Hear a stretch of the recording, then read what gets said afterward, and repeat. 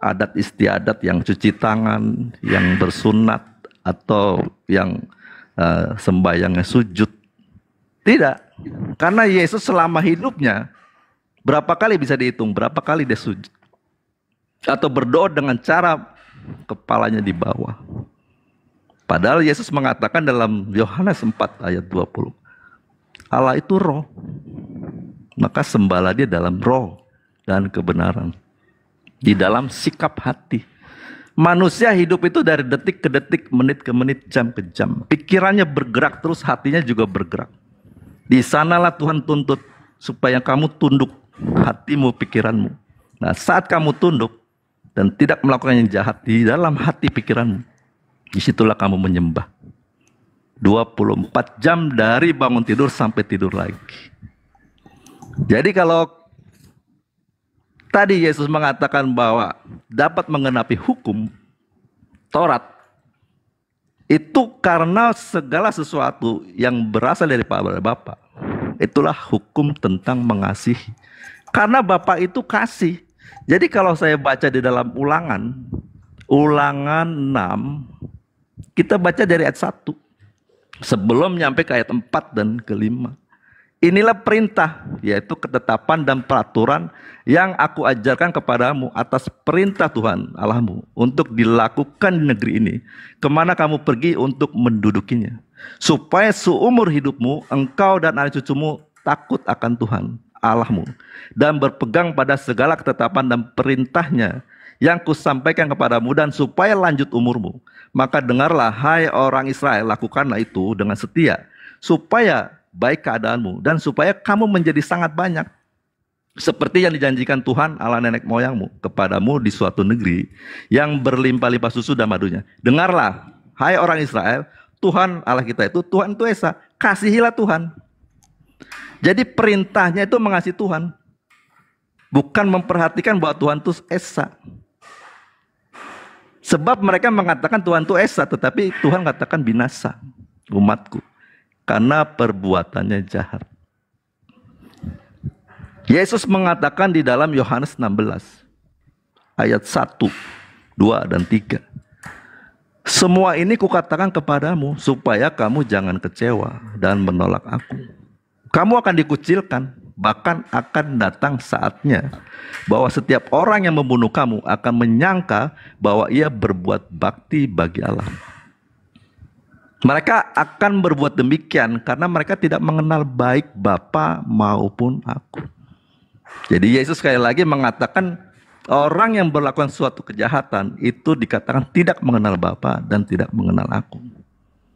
Tepat sekali Yesus katakan, bukan orang yang panggil aku penguasa atau Tuhan atau guru yang otomatis masuk surga, tapi lakukan kehendak Bapa. Nyalah kamu, sekalipun kamu dikarunia bisa menyembuhkan orang, mengusir setan, bernubuat. Kalau kamu pembuat kejahatan, aku tidak kenal kamu. Oke, gantian Bang Suki. Gitu, ya lanjut. Ya ini kebanyakan menipu orang. Biasa. Jadi gini saudara, yang kita permasalahkan di sini adalah bagaimana Tuhan mengutuk orang yang tidak menepati perkataan hukum Taurat dengan perbuatan. Dan penegasan Yesus yang menerangkan bahwa yang meniadakan hukum Taurat itu akan menempati tempat terhina. Sementara Anda tampil di sini, mohon maaf nih, Anda seakan-akan mau menipu kami. Bukan seakan-akan mau menipu, Anda menipu kami. Karena perkataan Yesus yang diucapkan untuk muridnya Bani Israel, seakan-akan Anda mau mengatakan ke kami bahwa itu perkataan Yesus pada Kristen. Sehingga Anda dengan leluasa berkhotbah. Padahal ucapan-ucapan Yesus itu hanya diperuntukkan kepada murid-muridnya. Kamu, bukan ke Kristen. Kristen itu penumpang gelap. Jadi jangan seakan-akan Anda itu bisa kemudian seperti di gereja. Enggak. Kami orang Islam tahu. Kalian itu bukan pengikut Yesus, saudara. Yesus tidak pernah berpesan kepada Kristen. Kristen inilah yang justru harus diwaspadai oleh murid-murid Yesus. Sudah sadar dirilah di situ bahwa bukan lagi zamannya Seakan-akan Kristen berbicara depan umat Islam mewakili Yesus. No. Kristen itu bukan pengikut Yesus. Semanis apapun ente bicara di hadapan kami Muslim, kami hanya garuk-garuk gigi mendengarnya. Gak ada yang masuk ke dalam hati kami, gak ada. Karena dari awalnya kami udah tahu bahwa dasarnya Kristen ini penumpang gelap. Bukan orang Yahudi Kristen itu. Bukan orang yang kemudian berbicara langsung dengan Yesus.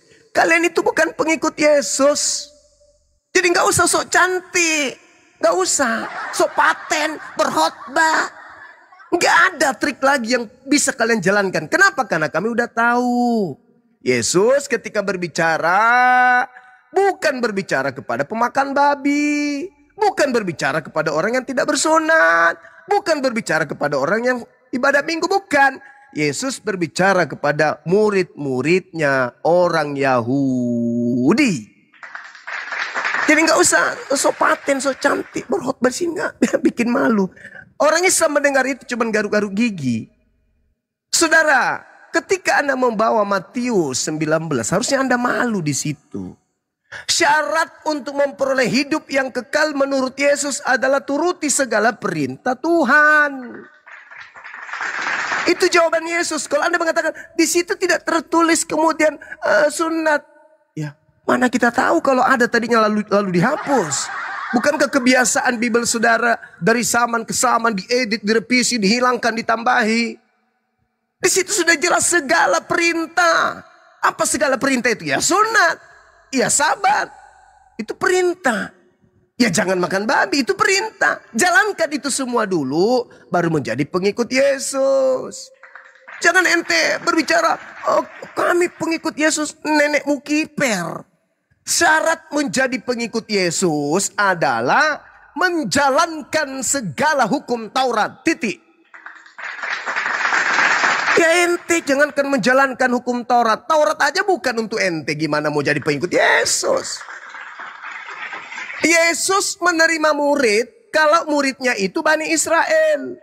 Yesus menerima murid kalau muridnya itu menyembah kepada Elohim. Itu baru Yesus terima. Ada seorang wanita Kanaan datang membawa anaknya yang sakit. Mau jadi murid. Apa kata Yesus? Nggak patut roti diberikan kepada asui. Apalagi ente cuman modal retorika. Islam nggak bisa lagi, saudaraku. Nggak bisa lagi Islam itu dikibulin. Wah, sopaten. Wah ini. Sekarang orang sudah pada belajar. Bible sudah diajarkan di mana-mana. Bahkan saya sendiri sudah mengajarkan kemudian kepada anak-anak saya. Pada anak didik saya. Ini loh yang mereka sembunyikan.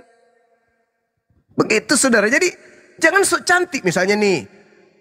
Ketika Yesus berkata, aku akan pergi menyediakan tempat bagimu, bagi kamu. Kristen muncul menghayal, bermimpi, nipu diri sendiri. Oh Yesus, betapa baiknya engkau. Kenapa rupanya kau merasa? Dia ke surga untuk apa? Untuk mencarikan rumah, tempat untuk kami. Koplak. Garuk gigi kami dengarkan itu. Mana bisa. Yesus berbicara kepada kaumnya Bani Israel yang menjaga hukum Taurat. Sedangkan Yesus mengatakan orang yang meniadakan hukum Taurat meskipun yang paling terkecil dan mengajarkan kepada orang lain, dia menempati kemudian tempat terhina alias neraka. Orang yang mengajarkan, apa ganjarannya menurut Yesus? Tempat tertinggi dalam kerajaan surga. Itu Matius 5 nomor 19. Tidak ada itu. Jadi Kristen ini berdasarkan Matius 23, berdasarkan Ulangan 27, Kristen adalah kumpulan orang-orang yang dikutuk oleh Elohim. Makanya kalian dikasih makhluk dikutuk oleh Elohim untuk kalian sembah. Petrus mengatakan dalam Kisah Rasul 2 nomor 36. Yesus yang kalian salibkan itu telah dijadikan menjadi Tuhan dan Kristus bagi angkatan jahat. Tuh. Kalian dikasih hadiah. Kenapa? Karena kalian itu orang yang dikutuk. Kalian itu adalah ular-ular. Kalian itu adalah keturunan ular beludak. Yang kata Yesus, bagaimana mungkin kamu itu bisa meluputkan dirimu dari hukuman neraka? Enggak mungkin. kamu membunuh para nabi, kamu kemudian menyalibkan orang yang bijaksana, ahli Taurat yang dikirim oleh Yesus, dibunuh oleh pendiri agamamu Paulus. Nggak mungkin. Jadi jangan sok cantik saudaraku. Bukan saatnya kayak dulu memang. Pada saat belum ada sosmed, belum ada para apologet Islam. Wah, Kristen muncul. Kami ini adalah anak-anak Yesus. Kami orang tepuk tangan, sekarang tepuk gigi. Nggak ada itu Bang, nggak ada. Pakai trik baru lagi, silakan. Iya, terima kasih Bang Zuma. Iya, sama-sama. Jadi saya tadi membaca di Matius 19 yang orang kaya itu, Bang. Penekanannya tadi memang di sana tidak ada perintah selain yang tindakannya jahat terhadap sesama. Nah, lalu tadi saya bawa ke Hosea itu meyakinkan, sekalipun dia kenal, tahu bahwa Tuhan Esa, lalu dia juga bersunat, lalu dia juga melakukan makan yang halal-halal, atau cara ibadah mereka juga sujud-sujud. Tetapi mereka bisa ditolak karena perbuatan-perbuatan jahat itu. Itu penekanan saya. Nah, di sini di dalam Matius 5 ayat 19, Yesus mengatakan, karena itu siapa yang meniadakan salah satu perintah hukum Taurat sekalipun paling kecil dan mengajarkannya demikian kepada orang lain, ia akan menduduki tempat paling rendah. Yang paling kecil ini adalah yang tersembunyi di dalam hati. Jadi kalau bangsa Yahudi melihat jangan membunuh, dia berpikir yang penting tidak ada yang mati.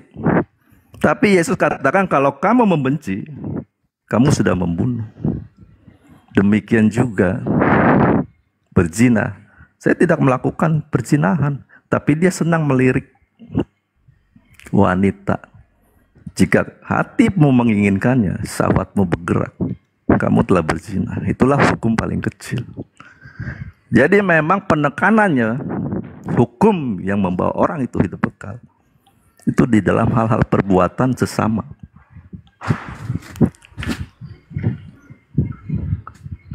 Terus apa lagi? Saya mau kesini Bang Zuma. Matius 21 ayat 31 sampai 33 ya, sampai 46. Mengapa teman-teman Kristen itu tetap bertahan di dalam kekristenan? Disinilah jawabannya Bang Suma. Di dalam Matius 21 ayat 33 sampai 46, Yesus menjelaskan kronologi tentang kedatangannya dan siapa dia, didahului oleh apa. Di sini dijelaskan di dalam perumpamaan dalam penggarap-penggarap kebun anggur. Di sini ada tuan tanah itu Bapak. Di situ ada kebun anggur, yaitu bangsa Israel. Kebun anggurnya dipagari, yaitu diberi hukum Taurat. Lalu ada pemimpinnya, yaitu penggarap-penggarap. Lalu ada hamba-hamba yang diutus. Di sanalah nabi-nabi. Kalau saya baca demikian, Bang. Dengarkanlah suatu perumpamaan yang lain adalah seorang tuan tanah membuka kebun anggur dan menanam pagar sekelilingnya. Ia menggali lubang tempat memeras anggur dan mendirikan menara jaga di dalam kebun itu. Kemudian ia menyewakan kebun itu kepada penggarap-penggarap, lalu berangkat ke negeri lain. Ketika hampir tiba musim petik, ia menyuruh hamba-hambanya kepada penggarap-penggarap itu untuk menerima hasil yang menjadi bagiannya. Tetapi penggarap itu menangkap hamba-hamba itu. Mereka memukul yang seorang, membunuh yang lain, dan melempari yang lain pula dengan batu. Hamba-hamba ini adalah nabi-nabi yang diutus. Dibunuh oleh imam-imam tua-tua bangsa Yahudi. Kemudian Tuhan itu menyuruh pula hamba-hamba yang lain lebih banyak daripada semula. Tetapi mereka pun diperlakukan sama seperti kawan-kawan mereka. Nah akhirnya tuan tanah ini Bapak menyuruh anaknya kepada mereka. Katanya, anakku akan mereka segani. Tetapi ketika penggarap-penggarap itu melihat anaknya itu, mereka berkata seorang kepada yang lain, ia adalah ahli waris. Mari kita bunuh dia supaya warisannya menjadi milik kita. Nah, atas dasar inilah Bang Zuma, bahwa Tuhan itu Bapa di sorga, dia hanya punya anak satu tunggal. Sebelum anak tunggal diutus, dia telah kirim utusan-utusan. Terakhir anak diutus, dan tidak ada lagi anak yang lain. Itulah sebabnya Yesus mengatakan, karena besar kasih Bapa akan dunia ini, sehingga barang siapa percaya kepada anak, dia akan memperoleh hidup yang kekal. Dan Bapa juga mengatakan, inilah anak yang kukasihi, kepadanya aku berkenan, dengarkanlah dia. Jadi berita suara itu berita bagi seluruh manusia. Karena janji anak ini yang dijanjikan Bapa itu dimulai kepada Hawa, ibu nenek moyang kita semua. Dan direalisasikan melalui Abraham. Melalui keturunan Abraham, dia bilang kalau ada orang yang memberkati kamu, mereka akan diberkati. Tapi kalau ada orang yang mengutuk kamu, mereka pun akan dikutuk. Jadi betapa kasihnya Bapa itu kepada seluruh manusia. Dan anak yang dijanjikannya itu adalah Yesus itu, yang anak satu-satu tunggal yang tidak berdosa, yang dapat menggenapi hukum itu. Mereka diberi hukum, sebelum hukum itu sampai ke tangannya, mereka sudah melanggar. Mereka sudah membuat lembu sapi untuk disembah. Itulah mereka dikatakan tegar tengkuk dan tidak bisa memperoleh keselamatan. Maka keselamatan diberikan kepada seluruh dunia. Oke, Yesuslah mungkin dasar Bang. sama. Ya, lanjut Bang. Biar ada edukasi nih Bang. Ya, terima kasih. Ya, baik. Sebenarnya kalau saudara kita ini ingin mengambil sabda-sabda Yesus atau petua-petua Yesus yang harusnya di Matius 21 itu berfokus kepada data 43. Di situ aja kuncinya. Sebab itu aku Yesus berkata kepadamu bahwa kerajaan Tuhan akan diambil daripadamu dan akan diberikan kepada satu bangsa yang akan menghasilkan buah kerajaan itu. Itu aja dulu. Kalau dikatakan hasil dari kerajaan ini buahnya ada di Kristen, itu mustahile. Gak mungkin. Karena di Kristen itu gak ada kerajaan. Kerajaan Kristen itu gak ada. Gak ada. Kerajaan Yahudi, kerajaan orang-orang Yehuda itu ada. Kerajaan Islam ada. Kerajaan Kristen, mana ada kerajaan Kristen? Dan kalau kita sandingkan antara kerajaan Islam dan kerajaan Kristen, buahnya yang mana? Kalau Islam 1400 tahun kerajaan itu tidak pernah pudar sampai hari ini. Kerajaan Kristen yang mana? Vatikan maksudnya. Coba nilai aja Vatikan itu. Apakah bisa disandingkan dengan kerajaan Elohim yang datang kepada Bani Israel? Bisa digabungkan? Enggak. Mereka nggak bisa satu rumah ibadah. Nggak bisa. Tuhan mereka juga tidak sama. Kata siapa mereka orang Yahudi menyembah Yesus? Tidak. Tapi kalau umat Islam, orang Yahudi tidak ada sinagoge, tidak ada mikras. Mereka beribadah di masjid. Itu jelas itu. Nah, sedangkan sebab itu aku Yesus berkata kerajaan Elohim akan diambil daripadamu. Berarti bukan dari Bani Israel lagi. Dan akan diberikan kepada suatu bangsa yang akan menghasilkan buah kerajaan itu. Nah, siapa kemudian yang menggaungkan ajaran Elohim, ajaran Tuhan pencipta langit dan bumi? Yang menggaungkan ajaran Nabi Musa. Mendudukkan ajaran Nabi Musa semurni-murninya. Bahwa hukum yang datang kepada Nabi Musa adalah hukum yang harus dijalankan oleh Bani Israel. Bukan dikutuk. Al-Quran tidak pernah mengutuk ajaran tersebut. Berbeda dengan Paulus. Mengutuk habis, bahkan mengatakan hukum Tuhan yang datang kepada Musa itu adalah tinja kotoran manusia. Sampah, skubalon. dalam bahasa Yunani. Engkau akan lepas dari kasih karunia jika engkau mengharapkan kebenaran dari hukum Taurat. Gimana mau ambil kerajaan kalau kayak gitu ceritanya? Sedangkan perintah yang Anda maksud tadi di Matius 19, ketika Yesus mengatakan turutilah segala perintah Elohim. Ya segala perintah Elohim ya turuti. Apa itu? Hukum Taurat. Jangan kau tinggalkan hukum Taurat itu. Jangan membunuh. Nah sekarang orang Kristen bisa nggak lolos dari situ? Jangan membunuh. Berarti jangan bunuh Yesus. Kristen bisa nggak tanpa membunuh Yesus? Nggak bisa. Justru Kristen hadir karena adanya pembunuhan. Kalau tidak ada pembunuhan terhadap Kristus, apa yang mau dijual oleh Yesus, oleh Kristen kira-kira? Nggak ada. Pokok utama yang dijajakan, yang dijual oleh Kristen itu hanya salib. Pembunuhan. Sedangkan Yesus dia mengatakan, kalau engkau ingin memperoleh hidup yang kekal, jangan membunuh. Sekarang, boleh nggak Yesus dibunuh? Kalau mau hidup kekal? Nggak boleh.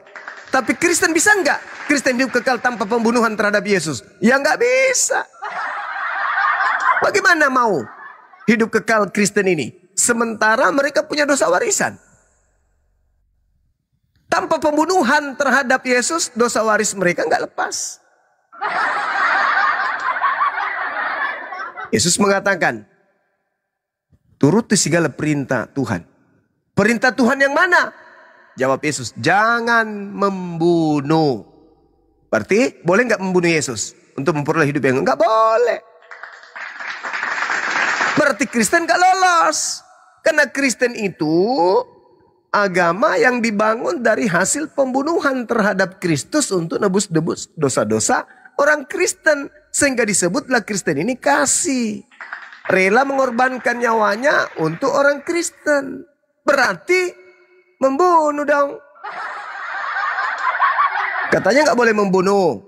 Boleh membunuh ternyata. Jadi di situ saudara.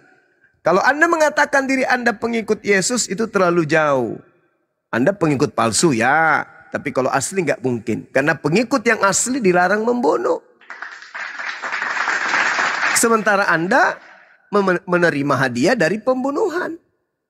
Tanpa pembunuhan terhadap Kristus. Ya Kristen mati pucuk. Tanpa akar tidak bertumbuh Kristen itu. Apa yang mau dijual Kristen kira-kira? Nggak ada. Cuman Yesus yang mau dijual. Lah kalau Yesus tidak dibunuh, apa yang mau dijual oleh Kristen? Salib. Siapa yang ada di atas salibnya? Kalau bukan Yesus. Pak Bom Bom ngapain di atas? Main gitar. Dibunuh. Yang nggak lolos lagi. Karena untuk mendapatkan hidup yang kekal, pertama jangan membunuh. Berarti jangan menyalib. Berarti bubar Kristen. Kan gitu Bang. Silakan. Malam Bang Zuma. Iya malam Saudara Doni. Saya Kristen Bang. Tadi sih yang terkait apa namanya membunuh. Memang sih kita diajarkan untuk tidak membunuh karena kita juga di awal tuh juga dibilang kan kalau kita ditampar pipi kiri kasih pipi kanan dan itu memang dari sifat manusia kita memang sangat sulit dilakukan. Hanya Tuhan Yesus saja yang bisa melakukan itu gitu kan. Dengan bukti dia kalau di Alkitab diceritakan dia difitnah, dia diludahi, dia dipecut sampai dia disalib, itu dia nggak ngelawan sama sekali. Bahkan di situ ada perikopnya dibilang kalau saya mau membawa malaikat-malaikat turun dari surga untuk menyelamatkan saya bisa. Cuman ini nubuatan dari zaman-zaman Nabi zaman dulu. Itu sih tadi saya mau jelasin itu. Yang pertanyaan saya nih Bang Zuma, apa namanya? Ada satu sini. Kalau dari Muslim itu kan Nabi Muhammad itu mendapatkan wahyu dari malaikat ya Bang Zuma. Malaikat dari Roh Kudus, iya. Dari malaikat bernama Jibril di dalam goa ya Bang Zuma. Iya. Ya, kalau dari pandangan Kristen, tapi itu ada ayatnya nggak Bang Zuma kalau menyatakan bahwa itu benar-benar malaikat Jibril yang menyampaikan wahyunya itu? Ada. Boleh diberitahu Bang Zuma di ayat berapa? Qul man kana aduwwan li Jibril fa innahu nazzalahu 'alal qalbika bi iznillah.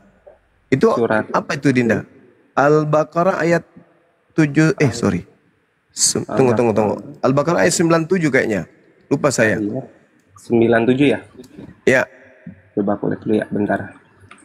Ini katakanlah Nabi Muhammad, siapa yang menjadi musuh Jibril, padahal dialah yang telah menurunkan Al-Quran ke dalam hatimu dengan izin Allah sebagai pembenaran terhadap kitab ini dan petunjuk serta berita gambar bagi orang-orang beriman.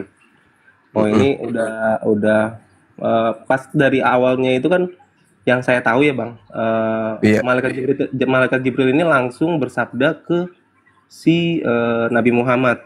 Nah itu Iya. ada penjelasannya nggak? Kalau ini kan udah pihak ketiga lagi nih, sudut pandangnya udah beda orang nih yang menyatakan kalau itu adalah Malaikat Jibril. Kalau yang dari first personnya ada nggak? Maksudnya gimana? Kalau misalkan di Alkitab kan, kalau misalkan Musa berbicara dengan Allah, pasti dikatakan Allah berfirman kepada Musa gitu kan. Nah kalau yang di Al-Quran ini seperti apa? Jadi Nah, kalau Bible saudara itu kan cerita orang yang menceritakan tentang keadaan. Sedangkan kalau di Al-Quran itu Nabi Muhammad berbicara langsung dengan Allah melalui perantaraan Malaikat Jibril. Malaikat Jibril hanya penyampai firman seperti HP Malaikat Jibril itu. Kalau saya mengatakan di sini A, HP di sana berbunyi di kuping saudara A. Kalau saya mengatakan B, muncul di kitab saudara suara apa di telinga Anda B. HP tidak bisa membelokkan atau menambah-nambahi perkataan saya, nggak bisa. Itu tugasnya Jibril.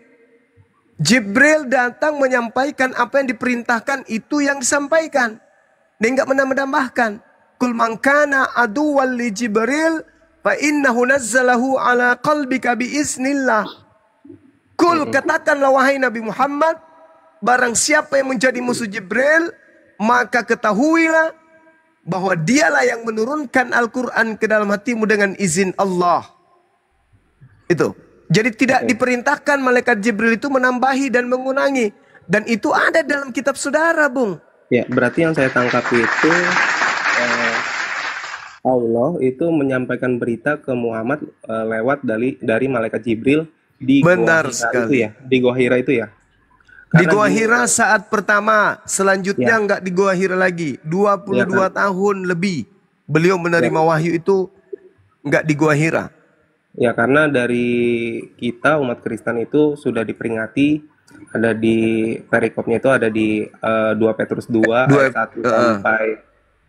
ayat 1 sampai 4 itu. Ya. Nah, Itu kan perikopnya kan konteksnya nabi-nabi dan guru-guru yang palsu. Di situ dibilang saya baca ayat 4, sebab jikalau Allah tidak menyayangkan malaikat-malaikat yang berbuat dosa, tetapi melemparkan mereka ke dalam neraka, dan dengan demikian menyerahkannya ke dalam gua-gua yang gelap untuk menyimpan mereka sampai hari penghakiman.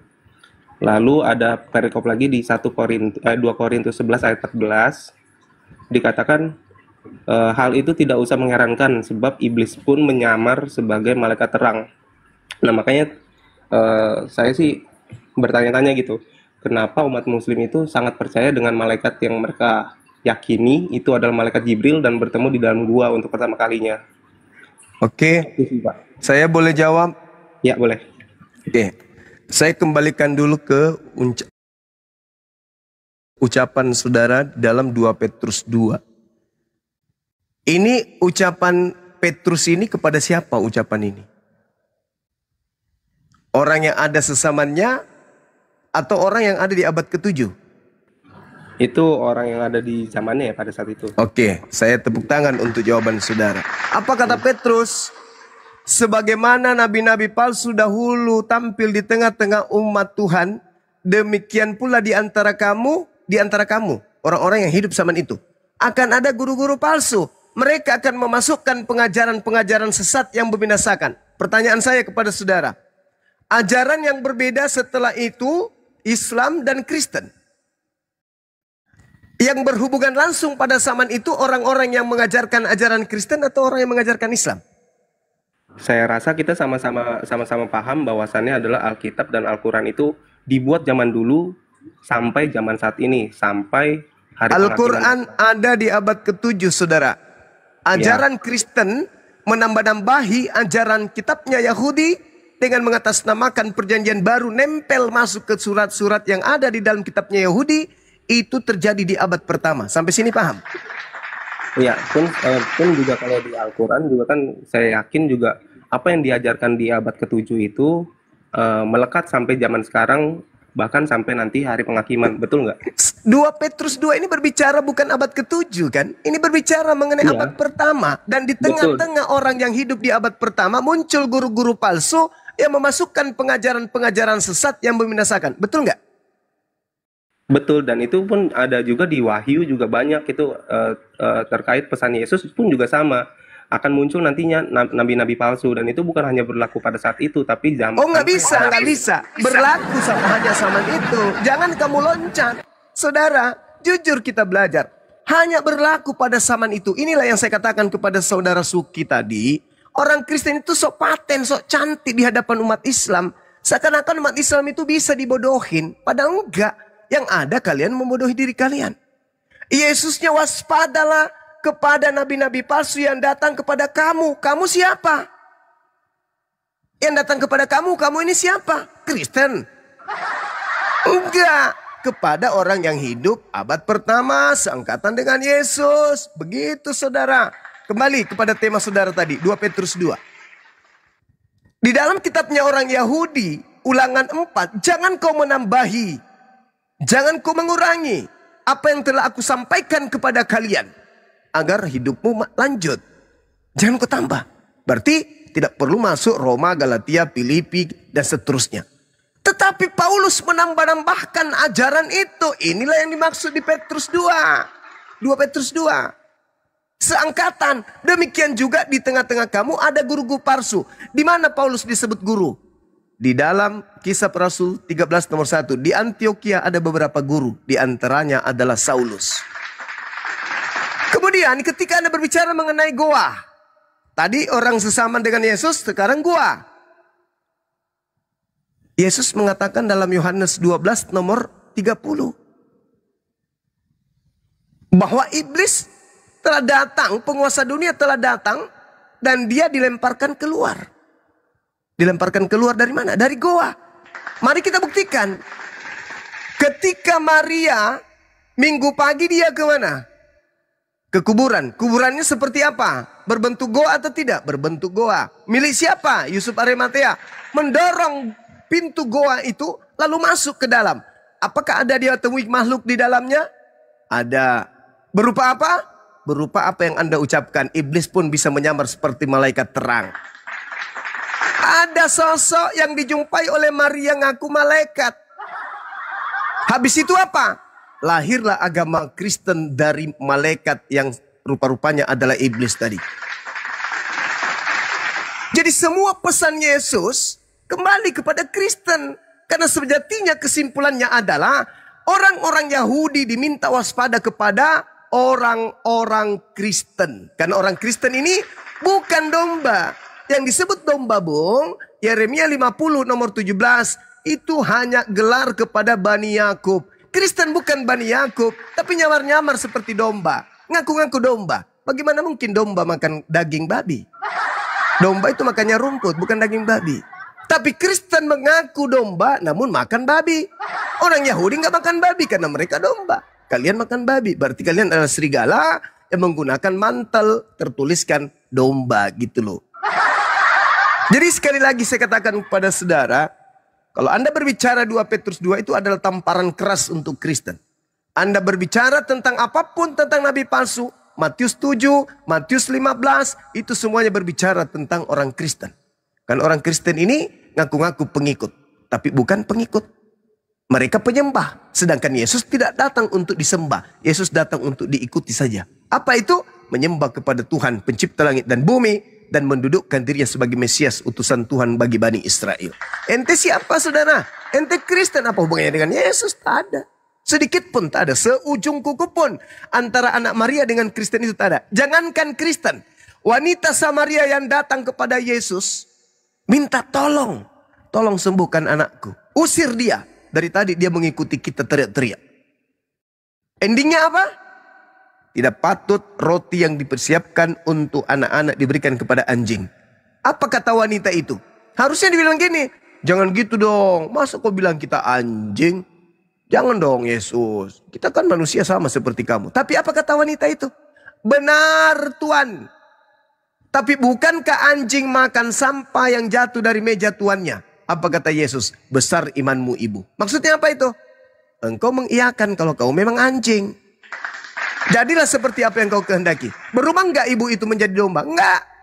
Anaknya cuma sembuh memang. Ya sebagai tabib wajar dia sembuhkan. Tapi untuk menjadi pengikut enggak bisa.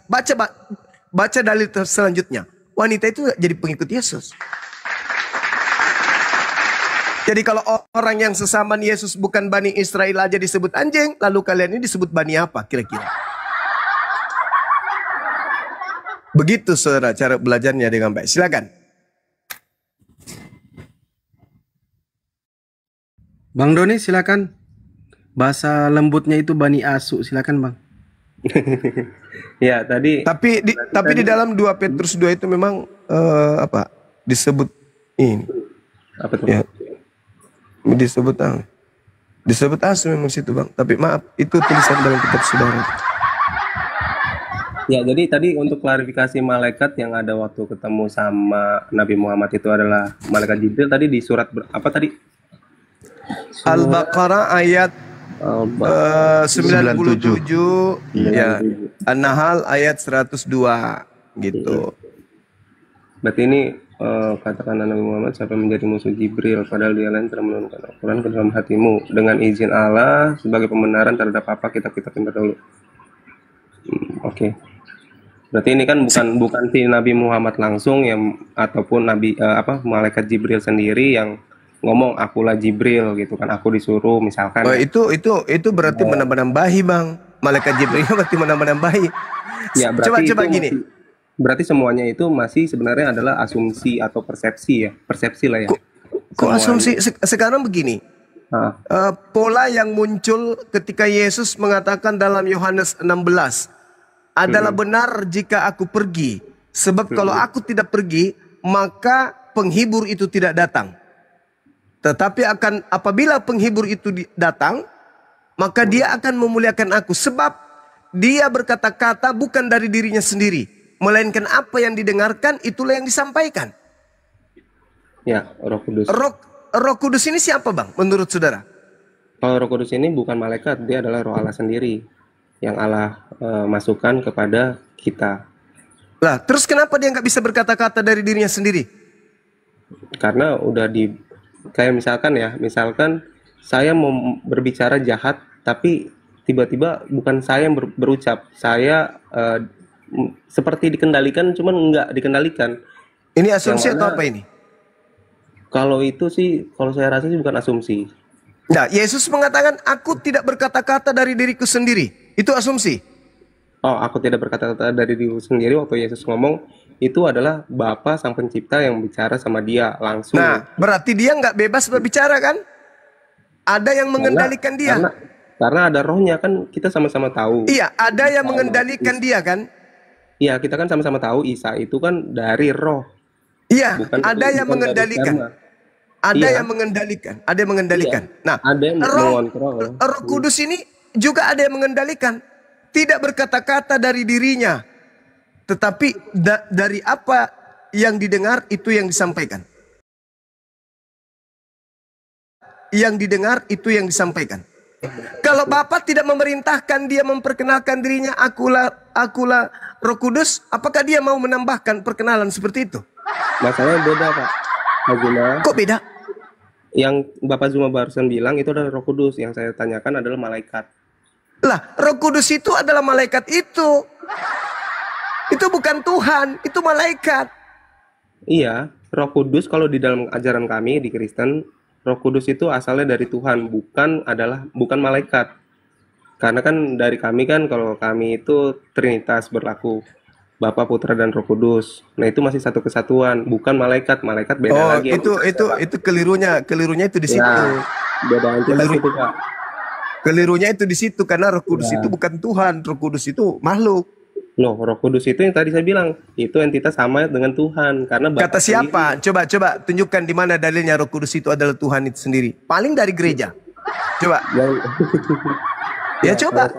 kalau saya bukan apologet gitu kan, hanya saya Iya, adalah tapi berarti Anda cuma menafsirkan, berarti Anda cuma omon-omon. Kalau malaikat Jibril itu adalah Roh Kudus. Sekarang saya tanya, ada berapa sosok yang datang kepada Maria? satu, malaikat Jibril, malaikat Gabriel, Ah, malaikat Gabriel, Roh Kudus, bukan Roh Kudus. Roh Kudus nggak datang. Pada zamannya Maria itu, waktu dia diberitakan akan mendapat kehamilan, itu belum dicurahkan Roh Kudus, baru malaikat yang jadi perantara, Iya. yang menjadi perantara. Roh Yang Kudus belum datang dicurahkan kepada dulu, Pak. yang datang kepada Maria itu ada berapa oknum yang datang? Malaikat Gabriel itu kan Roh di Kudus rumahnya, gimana? bukan di goa, itu di rumahnya datangnya malaikat itu. Kalau yang Roh Ku- Bapak tadi bilang sempat ada malaikat waktu Maria datang mengunjungi kubur Yesus di dalam yang mana itu adalah goa, yaitu bukan goa, Pak, itu adalah, ya memang mungkin bahasanya di Indonesia LAI menerjemahkannya goa, tapi itu adalah kuburan. Lah kalau kuburan itu bukan begitu modelnya. Kuburan kok bisa sampai Kuburan 100 Yahudi. orang masuk ke dalam? Ah, dari mana 100 orang, Pak? Itu kan kuburannya Yesus itu kan cuman gua kecil dengan ditutup batu. Kok gua Batu yang kecil? besar. Gimana Iya. kok bisa mengatakan gua kecil sementara Maria masuk ke dalamnya? Maria masuk, Maria satu orang, lalu 100 dia orangnya menemukan dari- ada orang di dalam, ada orang duduk di situ. Lalu dia menengok ke belakang, dikiranya itu dua orang, penjaga berarti. kebun. Iya, nggak sampai 100 orang, Pak. Itu nggak sampai 100 orang. Iya paling Paling tidak dia berbentuk lima goa lah. kan? Berbentuk Ya. goa. Ya, cuman Yesus itu dikuburkan di goa, bukan di dalam iya, kubur. itu bukan goa yang benar-benar ya kita Kata datang kan siapa kalau misalnya- bukan? kalau misalnya kita ke Israel Kata kan siapa banyak bukan goa. goa? Kata siapa? Itu jelas-jelas goa. Goa milik Yusuf Arimatea. Iya, tapi kan peruntukannya adalah kuburan, bukan Ya itu goa. dia bahaya. Itulah yang Anda katakan tadi goa. Yang benar itu di situ. Yang keluar dari kubur goa mengatakan kepadaku telah diberi kuasa, itulah yang iblis. Nah, kalau jadi saya tambahin satu lagi, Pak, Pak Juma. Ah, Jadi kalau dari saya sih iman Kristen itu terbentuk pertama kan dari hari di mana Yesus itu bangkit. Itu nah itu bagus, tepuk tangan. ada yang bilang itu kan dongeng gitu kan ya. Bukan dongeng, itu betulan, itu iblis. Itu iblis. Yang keluar Nah. dari kubur itu iblis. Nah, Saya pastikan itu iblis 100%. hal itu diyakini sama umat Kristen dikarenakan pada zaman itu kan ada rasul-rasul atau murid-murid Yesus Kristus di situ. Di mana setelah Yesus Kristus bangkit naik sorga, dia mati, bangkit, naik sorga. Muridnya Yesus percaya nggak? Yesus memerintah untuk menyebarkan pengajarannya ke seluruh dunia. Itu Jadi- bukan Yesus. Ya, Coba kalau lihat dia- Kristen, kalau coba dia lihat bilang- Kristen. Tadi, Coba Pak, lihat Kristen. saya bingung ntar. Nah ini yang Yesus bilang adalah jadikanlah semua bangsa dan muridku dan baptislah mereka. Coba lihat Nama Kristen. itu kan. Itu ajaran Yesus nggak Kristen itu? Kristen itu adalah sekte. Sekte Enggak, di mana maksudku gini. Ajaran Yesus nggak Kristen itu? Kristen itu adalah pengikut Yesus Kristus. Iya, saya tidak tanya pengikut. Saya tanya Kristen. Iya, saya tahu. Kristen itu Bahkan ajaran dalam- Yesus nggak? Kristen Makan itu babi, adalah tidak ajaran Yesus bersunat, ibadah Iya. minggu, menyembah Kristus. Betul. Itu ajaran Yesus nggak? Betul, sunat itu. Ajaran adalah- Yesus nggak? Kok betul? Betul. Betul. Ih. Itu adalah ajaran Yesus. Oke, tolong tunjukkan di mana Yesus mengajarkan muridnya untuk menyembah dan beribadah kepadanya di hari Minggu. Kalau itu nggak ada dibilang, Pak, di Alkitab. Ya, berarti bukan ajaran Yesus. Ya, Gimana sih? yang Yesus, jadi gini Pak, kenapa Yesus sampai mati di kayu salib? Itu kan dari nubuat nabi-nabi zaman dulu. Ah, itu Ya, kata Kristen. bukan Itu Pak, kata Kristen. Itu bukan, kata Kristen. itu Itu pun kata kata Kristen. kata Wahyudi Pak, kata orang-orang ya Wahyudi itu juga sama dan mereka masih Oh, menunggu Yahudi. Mesiasnya sampai sekarang. Oh, Yahudi. Iya, ya, Yahudi. Dan mereka pun masih menunggu Mesiasnya itu sampai sekarang dan itu perkataannya ada di Ya, Nabi Musa Mesias ini zaman apa? dahulu. Bagi Yahudi Mesias ini apa? Penyelamatnya mereka. Ya, iya, saya tahu. Dia ini Heeh. apa? Mesias ini bagi mereka. Iya, Tuhan penyelamatnya atau mereka. manusia? Tuhan Ya atau Tuhan manusia? itu. Setahu saya, Nenek Pak, moyang setahu kita. saya, saya nggak tahu, Pak. Kita. Nah, setahu Iblis saya, lah yang menjadi bapakmu. ya Jadi, setahu saya, ya, Mesias itu dalam sepengetahuanmu Yahudi. yang minim, sepengetahuanmu yang minim, yang tak ada ilmu sama sekali. Orang Ya, Yahudi itu menunggu Mesias, orang yang diurapi, sama seperti Musa yang mereka tunggu, sama seperti Daud. ya. Bukan Tuhan Jadi yang ditunggu. tadi yang mau saya bilang Pak Zuma, begitu yang Kristen percayai, yang iman yakini, walaupun di Alkitab dibilang, oh Yesus bangkit gitu kan ya, orang-orang mungkin beranggapan Yang dongeng bangkit gitu kan. itu Cuman iblis. gini, Pak. Iya, tar dulu. Astagfirullahaladzim. Ya Allah. Tar dulu Pak, tar dulu. Saya mau cerita dulu. Jadi kenapa Kristen itu mengimani Yesus itu bangkit? Karena pada saat itu murid-murid Karena Yesus Kristen ada angkatan itu, jahat. tunggu Pak. Karena Tunggu dulu Kristen Pak. percaya kepada udah turun. Kamu turun aja, kamu turun. Kau bicara sendiri, siapa yang kau kibulin di sini? Nggak ada. Kamu di gereja, kumpulkan anak SD, anak TK, kau kibulin di situ. Di sini nggak ada orang yang bisa kau kibulin. Apalagi kamu sudah tidak mau mendengar. Bang Juma. Saya udah berapa kali katakan harusnya kamu terpancing. Saya udah bilang yang keluar dari kubur itu setan. Harusnya kau terpancing di situ. Kok bisa bang? Ini malah jualan obat. Kenapa Kristen menyembah Yesus? Ya itu derita lu. Kita berbicara tentang ilmiah, bukan berbicara imanmu. Imanmu, saya sudah hantam jantungnya. Yang keluar dari kubur itu setan. Kurang apa lagi coba? Dari mana ayat mengatakan bahwa itu setan yang keluar, Juma? Oke. Kalau kita melihat salib, berarti kita harus kembali kepada tradisi Yahudi. Salib kembali kepada keputusan Tuhannya Yahudi. Bukan kepada ketuhanan gereja. Bukan konsep gereja. Bukan konsep Kristen yang kita pakai. Karena salib itu milik orang Yahudi. Hukuman yang dilakukan oleh orang Yahudi dan juga orang Roma. Iya. Kristen gak ada di situ. Iya. Nah sekarang, Pertanyaan ya saya sabar. untuk Bang Juma. Pertanyaan Ya, saya untuk Bang Juma. Kenapa Yesus disalib? Kenapa Yesus disalib? Kenapa Pertanyaan saya Yesus? ke Bang Juma. Kenapa Yesus disalib? Karena orang-orang Yahudi cemburu dengan Yesus dan takut orang Roma datang merampas tempat suci mereka. Maka mereka sepakat untuk membunuh Yesus. Sayangnya yang mereka salib adalah orang yang dikutuk oleh Elohim, bukan Yesus. Itu versi siapa itu, Bang? Itu versi Tuhannya Yahudi. Itu versi siapa? Maksudnya Dan Anda itu dapat itu dari mana? Anda dari narangnya? ajaran Yesus. Anda Kata narang ya? Yesus, itu kata Yesus. Kalau Anda narang sabar aja sedikit, yang penting Anda Ya, mau diskusi faktanya dengan dari baik. mana? Dari ayat mana? Ucapan Yesusnya yang mengatakan itu. Ucapannya gimana? Ucapannya gimana? Di dalam Lukas 24 nomor 44. Harus tergenapi semua yang tertulis tentang aku di dalam kitab Taurat. Mm-mm. Nah, di dalam kitab Taurat jelas dikatakan bahwa orang benar jangan kamu bunuh. Orang yang tidak bersalah jangan kamu bunuh. Sebab aku Tuhan tidak akan membenarkan orang yang bersalah. Keluaran 23 nomor 7 nomor 8. Pertanyaan saya, Yesus orang benar atau orang bersalah?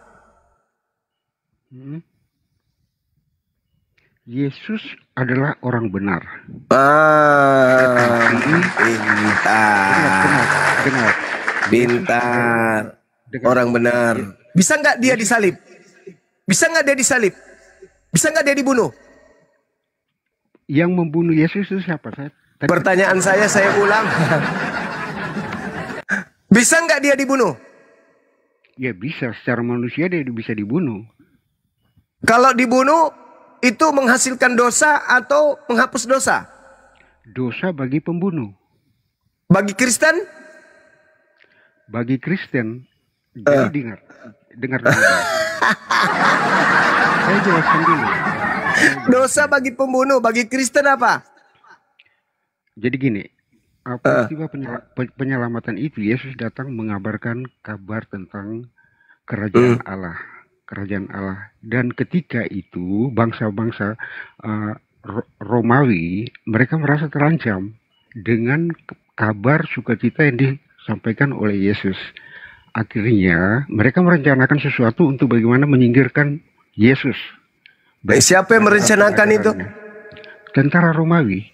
Nggak, gimana kau dapat itu? Nggak ada itu. Dengar, pemuka-pemuka agama, kaum Farisi. Nah, itu bukan orang Romawi itu, Sembalu. Itu orang Yahudi. Iya, jadi kan kumpulan orang-orang itu mereka bukan orang Romawi ya. Minim juga ini. Yahudi. Dengar dulu. Dan di bawah pemerintahan Pontius Pilatus itu kan pemerintahan Romawi. Paham nggak? Iya. Nah, jadi jangan sepotong-sepotong abang itu paham tentang. Jadi begini. Yesus itu menurut Tuhan bisa dibunuh nggak? Secara manusia dia bisa dibunuh, Pak. Emang kau pikir Yesus itu monyet? Tuhan mengatakan jangan kau membunuh orang yang tidak bersalah. Sekarang menurut Tuhan Yesus boleh dibunuh nggak? Kalau sekarang begini, kalau iblis merasa terancam dengan perintah dari surga, dengan didikan surga, maka dia akan membunuh orang-orang benar. Nah sekarang Yesusnya boleh nggak dibunuh menurut Tuhan? Karena dalam misinya, iblismu terlalu kuat, kawan. Ya, iblis yang membunuh Yesus itu adalah kumpulan iblis. Orang yang terus Yesus yang menerima hadiah dari iblis siapa? Hadiah apa? Hadiah salib. Hadiah salib. Iya. Salib itu bukan hadiah. Salib itu ya sudah, kalau begitu pertanyaannya kembali. Menurut Tuhan, bolehkah membunuh Yesus? Menurut Tuhan, bolehkah membunuh Yesus? Itu pertanyaan dari mana tuh? Lah kan tadi dalilnya Keluaran 23, jangan kau membunuh orang yang benar. Nah, Yesus orang benar, boleh nggak dibunuh? Sekarang begini Bang, yang membunuh siapa? Allahu Akbar. Setan boleh nggak dibunuh Yesus menurut Tuhan? Pertanyaanmu tuh pertanyaan yang nggak masuk di. Iya, karena kamu Kristen. Karena sejatinya kamulah yang membunuh Yesus. Begitulah cara-cara iblis untuk menyangkal Yesus. Nenek lu kiper, kau yang menyangkal. Sekarang pertanyaan saya ulang, ini yang kelima kalinya saya ulang. Menurut Tuhan, bukan menurut Bang Suma nih, bukan menurut iblis, Tuhan yang jadi takaran. Menurut Tuhan, boleh nggak Yesus dibunuh? Kalau menurut Tuhan, ya tidak. Gitu dong. Kalau menurut iblis iya. Jadi menurut Tuhan Yesus tidak boleh dibunuh. Menurut iblis boleh dibunuh. Nah sekarang pertanyaannya, dari mana Paulus mengatakan ilmunya Kristus telah menebus Kristen dari kutuk hukum Taurat dengan jalan menjadi kutuk di atas tiang salib? Dari mana Paulus dapat ilmu itu? Dari mana ayatnya? Coba buka ayatnya. Galatia 3 nomor 13. Tadi ingat ya. Menurut Tuhan tidak boleh, menurut iblis boleh. Galatia 3. Nomor. Pertanyaan saya, kalau membunuh Yesus itu tidak boleh, tetapi kenapa kemudian Paulus mengatakan kematian Yesus di atas salib itu menebus dosa? Sedangkan membunuh Yesus itu tidak boleh. Kenapa jadi nebus dosa? Bukannya itu melanggar dosa, melanggar perintah, akhirnya melahirkan dosa. Ayo, dari mana Paulus mendapatkan ilmu? Jadi Kristus telah menebus Kristen dari kutuk hukum Taurat dengan jalan menjadi kutuk karena Kristen. Nah, dari mana ilmunya itu? saya rangkum semua ya. Ya, Secara ini Tuhan tidak menginginkan ada pembunuhan. Terus? berikut. Iblis menginginkan ada pembunuhan. Benar. Betul. Terus kenapa Paulus muncul mengatakan pembunuhan yang dilakukan iblis itu untuk nebus dosa Kristen? Nah, Berarti dari iblis rangkumannya, dengar, Berarti iblis adalah pahlawan untuk Kristen. dengar. Jadi ketika iblis melakukan kejahatan untuk membunuh Yesus dengan menggantung di kayu salib lalu ditombak, ditikam, Mati. mati, dikuburkan, terus dia bangkit dan naik ke surga. Dan Terus? dia bangkit dan naik ke surga. Di situ Enggak, yang tadi kenapa jauh kali? itu Bangkit naik ke surga terus turun lagi ke Pak Bom-Bom. Jauh kali kau melangkah. Di situ dulu. Dari mana Paulus, sabar.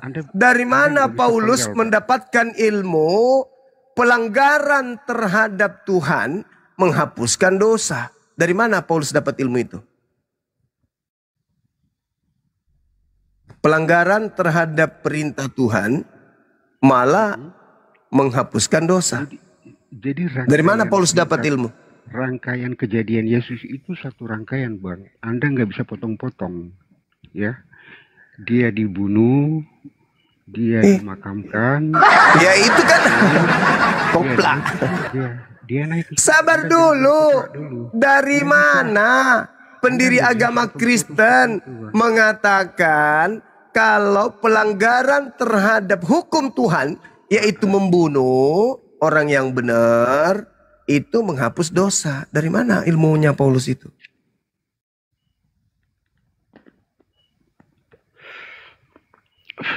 Karena begini, Bang. Begini. Anda tidak punya tempat untuk menjelaskan atau mengajarkan saya. Saya bertanya, dari mana Paulus mendapatkan ilmu pelanggaran terhadap firman Tuhan, bahkan pembunuhan terhadap utusan Tuhan, itu justru menghapuskan dosa? Dari mana Paulus dapat ilmu itu?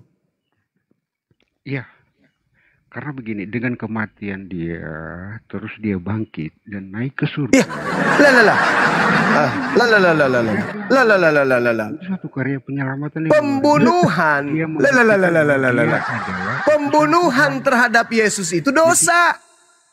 itu kan iblis yang melakukan dosa. Iya, betul. Terus kenapa jadinya berubah? Tiba-tiba menjadi bangkit, menjadi Tuhan, jadi penebus dosa. Kenapa bisa kayak gitu? Keuntungan bagi manusia. Astagfirullahaladzim. Saya melihat keajaiban Tuhan bagaimana Yesus sampai di sini.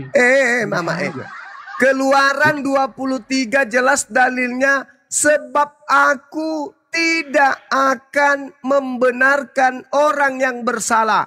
Berarti memang benar.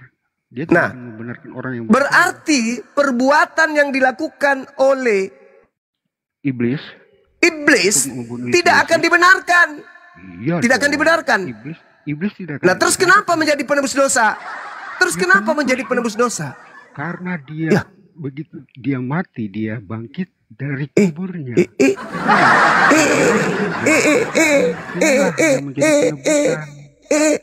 Keuntungan bagi manusia. Anda berpikir dari sisi iblisnya, karena memang ada iblis.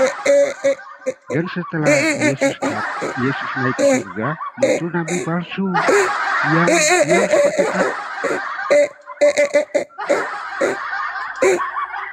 kebanyakan ini nggak cebok kalau berak orang ini.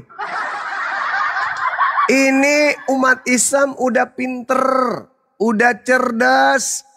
Nggak bisa lagi kalian tipu, Udah cerdas umat Islam itu. Udah pinter dia belajar Bible. Malah umat Islam lebih paham Bible daripada kalian. Kenapa? Kalian cuma modal congor, modal dogma, modal doktrin, modal perpuluhan. Islam modal akal, mengkaji Bible pakai akal.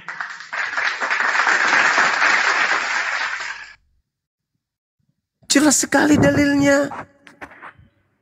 Jangan kau membunuh orang yang tidak bersalah. Berarti Yesus jangan dibunuh. Perintahnya harus kau praktekkan. Harus kau tepati perkataan hukum Taurat itu dengan perbuatan. Jangan kau membunuh, ya jangan bunuh.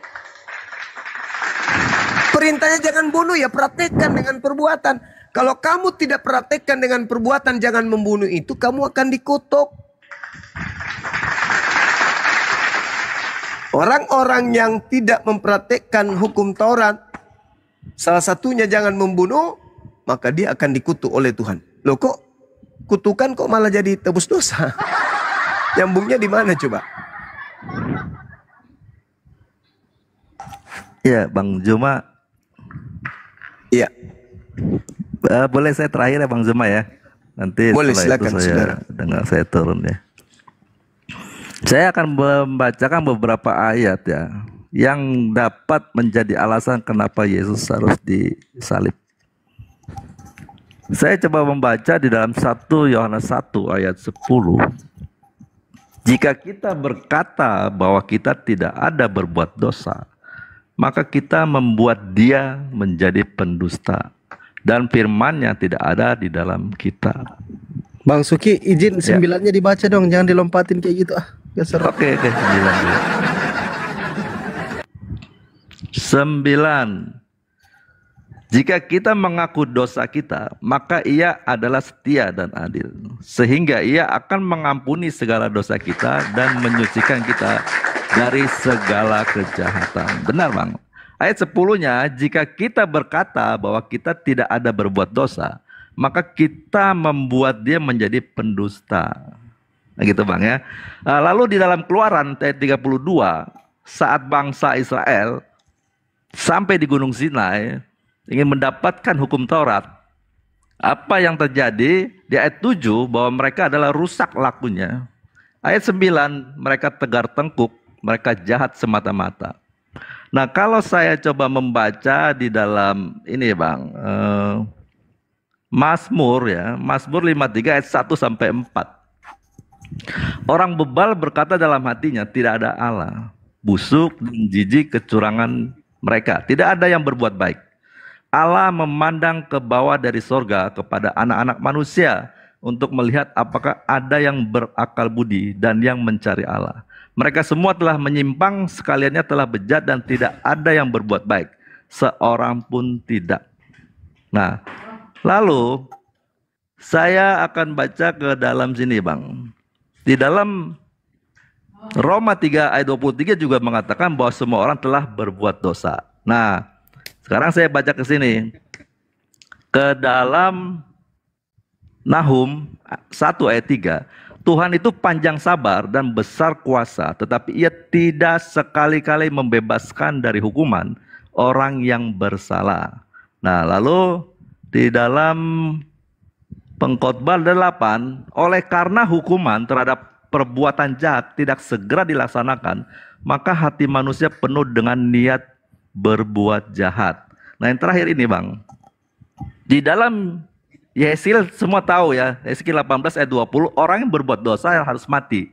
Di dalam Habakuk, ini penentunya Bang, saya akan bacakan Habakuk 1 ayat 2 dan 4. Berapa lama lagi Tuhan, aku berteriak tetapi tidak kau dengar. Aku berseru kepadamu penindasan tetapi tidak kau tolong. Mengapa engkau memperlihatkan kepadaku kejahatan sehingga aku memandang kelaliman? Ya, aniaya dan kekerasan ada di depan mataku, perbantahan dan pertikaian terjadi. Ayat 4-nya. Itulah sebabnya hukum kehilangan kekuatannya dan tidak pernah muncul keadilan, sebab orang fasik mengepung orang benar. Itulah sebabnya keadilan muncul terbalik. Dan kita semua tahu bahwa Yesus orang benar. Dia tidak pernah berbuat salah dan tidak pernah berbuat dosa. Tetapi kalau keadaan hukumnya seperti ini Bang, dikuasai orang fasik. Imam-imam kepala orang Yahudi, ahli Taurat itu fasik. Mereka tahu hukum jangan membunuh, tetapi mereka berusaha untuk membunuh.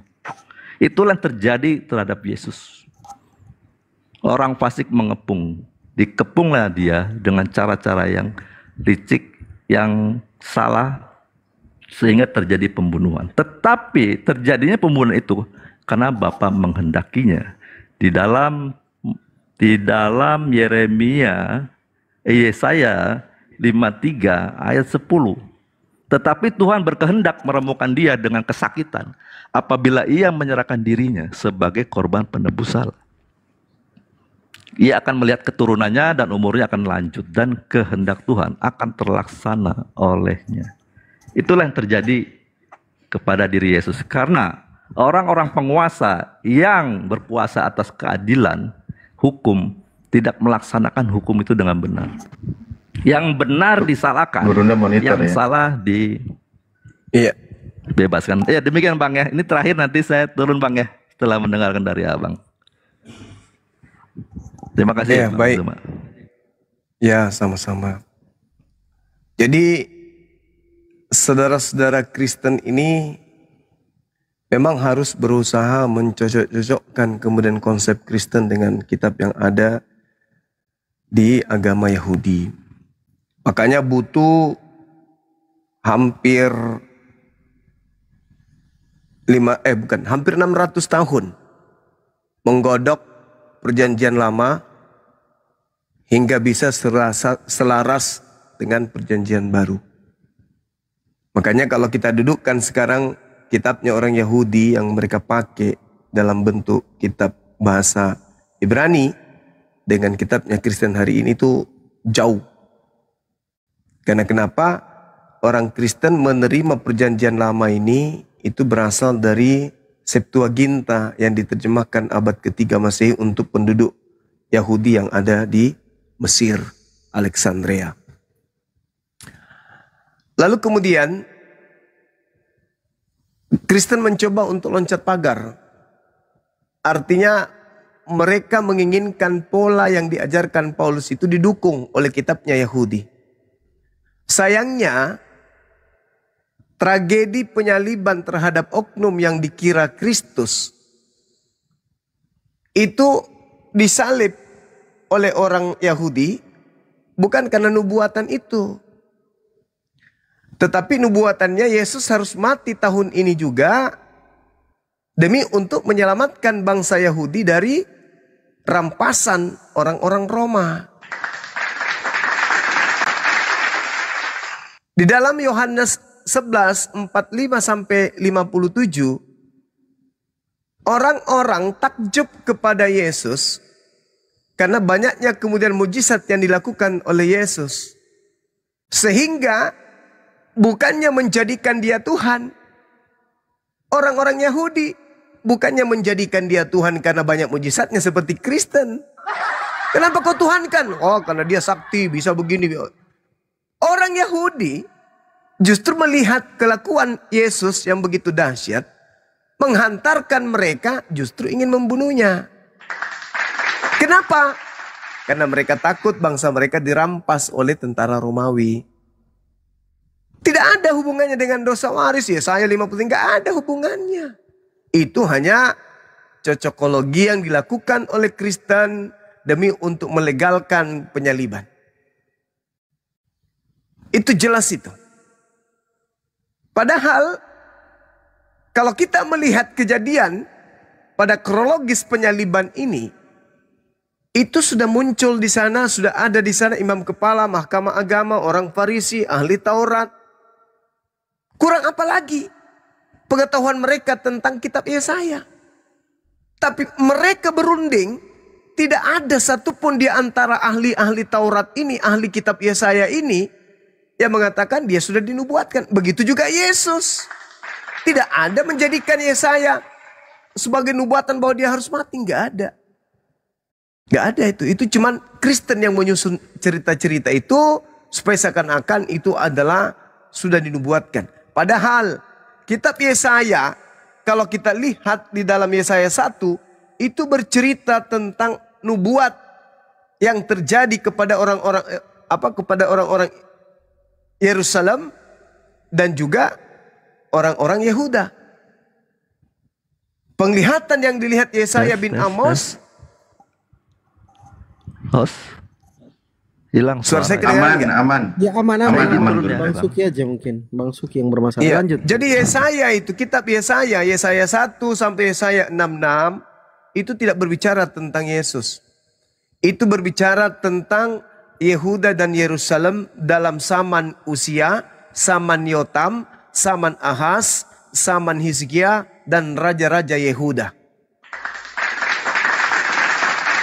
Jadi seluruh isi Yesaya 1, Yesaya baik dari bab 1 sampai bab 66 itu bercerita tentang Yehuda dan Yerusalem dalam zaman Uzia, Yotam, Ahaz, Hizkia, dan raja-raja Yehuda.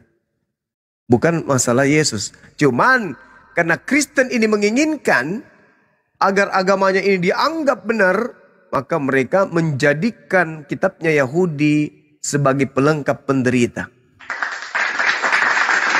Penyaliban. Dari mana penyaliban itu? Oh, dari sudah dinubuatkan. Padahal orang-orang Yahudi ahli kitab, ahli Taurat, ahli Yesaya tidak menjadikan itu dasar itu untuk menyalibkan Yesus. Tidak ada. Dasar mereka ingin menyalibkan Yesus karena mereka takut bangsa mereka dirampas oleh orang Roma.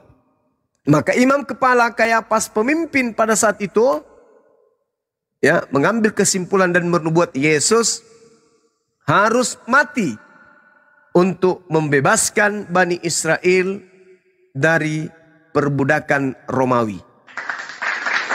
Titik. Penyaliban didasari oleh unsur politik dan ekonomi, bukan terkait dengan dosa waris. Dosa waris hanya dijual Paulus supaya ajarannya itu laris, supaya banyak yang menjadi pengikut Kristus yang keluar dari kubur. Karena kalau tidak menjual itu, apa yang membuat Kristen laku? Nggak ada. Jadi begitu saudara Suki, bahwasanya apa yang Anda ajarkan itu bertentangan dengan ajaran Yesus dan ajaran Tuhan. Yesus mengatakan barang siapa yang meninggalkan hukum Taurat, maka dia akan menempati tempat terhina. Barang siapa yang tidak mempraktikkan hukum Taurat, maka dia terkutuk. Dan seluruh bangsa harus berkata amin.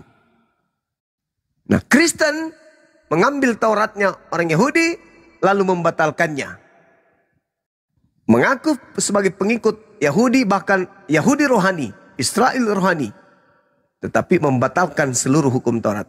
Maka berdasarkan Matius 5:19, kemudian Ulangan 27, nomor 26, 25, 26. Orang-orang Kristen ini adalah orang yang dikutuk.